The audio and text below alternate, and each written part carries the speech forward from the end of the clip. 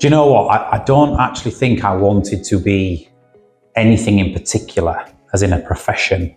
I don't have a lasting memory of thinking I want to be a firefighter, or I want to go into sales, or I want to run a business. But what I do remember is I had a strong urge to be successful. I had a strong urge to have better, to do better. I'm very proud of my upbringing. I'm working class, born and bred in Hull, lived on Sutton Park and Branzone, and left school without much education, didn't go on to higher education. But I always had a burning desire to be successful, to do better for myself. If that's an answer to the question, I wanted to be successful. My first ever job was a welder fabricator apprentice. It was at a company on Salt End, near where Scala play, called Initial Metals, I think it was called. And it was where the containers used to come off the ships on the dock. And if they were damaged in transit, or they were dinted, or they had holes in them, or there was rusting, they'd come into the yard and we'd repair the containers ready to go back on the ships. So it was like a lot of cutting panels out, welding new ones on, painting and sort of fixing the containers. And as anybody knows me, as any of my mates will vouch for, one thing I realised quickly was I am useless at any form of skilled work, practical labour, any trade. I can't even hang a picture in our house. I have to get a govey in, for that. So I was poor. I was the poorest welder in Hull. But it did teach me that I had to get up on my bike every morning. I had to bike from Beverley Road to Salt End for a 7 a.m. start, and then at 6 p.m. finish, I'd bike all the way home again. It taught me around the accountability, getting up, and despite not enjoying your work or not being good at it, you got to go to work and you got to be accountable. I think I only lasted about 7 months, and then I joined the military because there was no other option. It absolutely was that job. Because like I say, I went into the military afterwards, and I spent 5 years in the military, which was great time and really changed my trajectory. But that initial 6-7 months working there was the worst job. And I think it was because it's the only job I've ever had which I wasn't good at. And I knew I wasn't good at. And everybody else knew I wasn't good at it. So I was a bit of a liability around the place. And that's not a nice feeling to feel. However, I do still believe it served a purpose. And I'll probably come to that in one of the other questions. Royal Navy. So I joined the Navy in '99, served on Type 42 destroyers, travelled the world, had a great time, and I left in 2004. Depends on who you ask out there, I guess. So I am the founder of T2. After spending some time out of the military in consulting businesses, one of them based out in America, I spent several years learning the trade of consulting and how you can impact business performance. And then 9 years ago, I set up T2, and it's been a great journey. We are the people performance people. We help teams and businesses and organizations with culture, leadership, team dynamics, self-awareness, the psychology of performance. It's taken us everywhere. We work with businesses, public sector, and elite sports.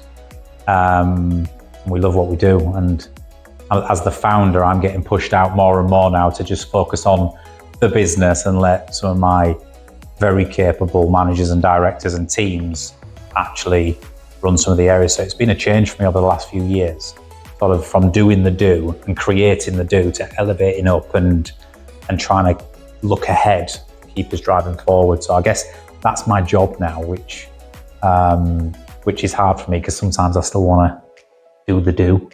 It's what I enjoy doing. So it's been a great time. Very proud of where we are. Wow, one piece of advice.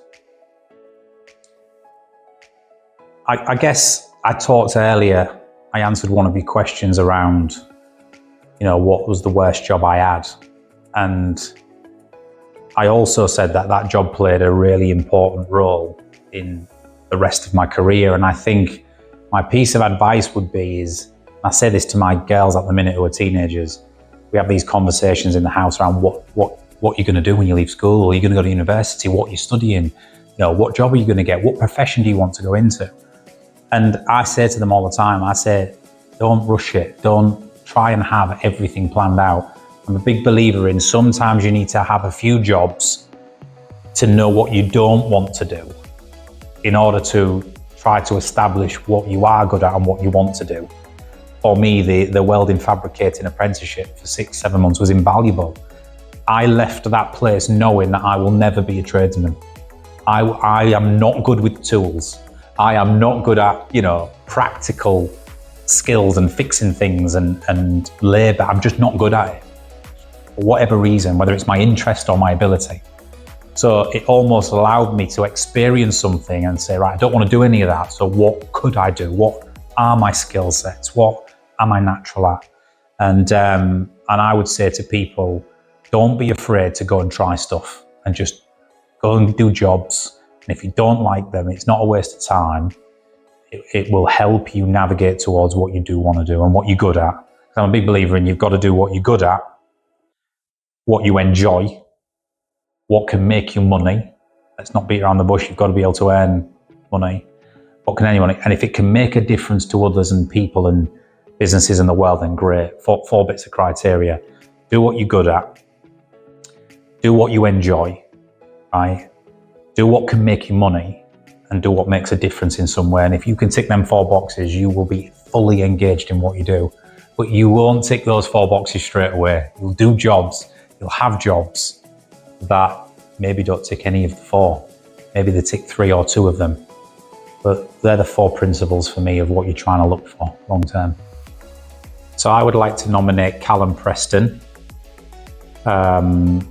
He's a client of mine, a friend of mine. He's a really fascinating character. He has worked his way up, established a business, and he has one of the fastest growing construction businesses in the region, I think.